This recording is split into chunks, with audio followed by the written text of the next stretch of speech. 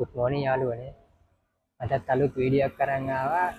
පිළිචාරන video නාලිකාව තුනේ බොහොම අනුමත තියෙන වටගම් වල බෝධියට තමයි ආවේ.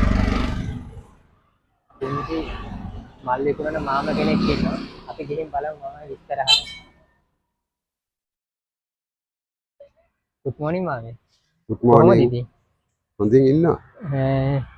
Customer Uncle, dan mana mana?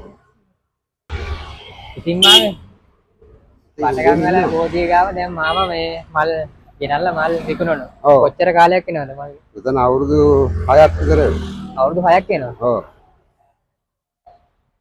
මාමගේ නම පොඩ්ඩක් කියමු බලන්න. මගේ නම ආර්.ජී.ඒ. සමරපාල. අමරපාල. ආර්.ජී.ඒ. සමරපාල. සමරපාල. ඔව්.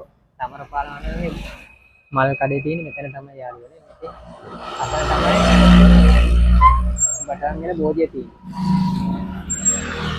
එතකොට මාවේ මේ මල් ගේන්නේ කොහේ ඉඳන් මෙතෙන්ද? මෙතෙන්ට මල් ගේන්නේ බලගොඩ ඉඳලා. බලගොඩ ඉඳන්. ඔව්.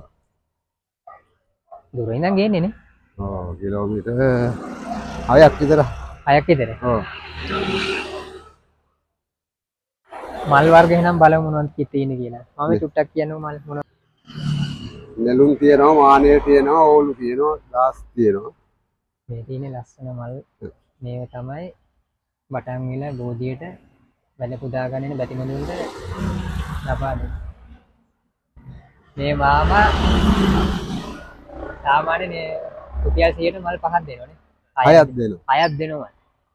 වෙන කොහේවත් දෙන්නේ නැහැ. මෙතන තමයි මල් 6ක් දෙන්නේ. නෙළුම් මලක් දෙන්නේ. අර ගන්න.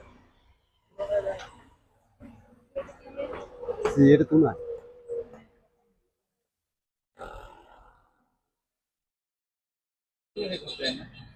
ඈ?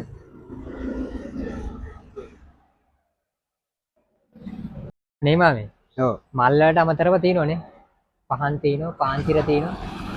අනුකූරු තියෙනවනේ මාමේ. අඳුන් කෝරණා ඉවර වුණා. ඈ? අඳුන් කෝරු තිබුණා ඉවර වුණා. ඉවරුනේ. ඔව්.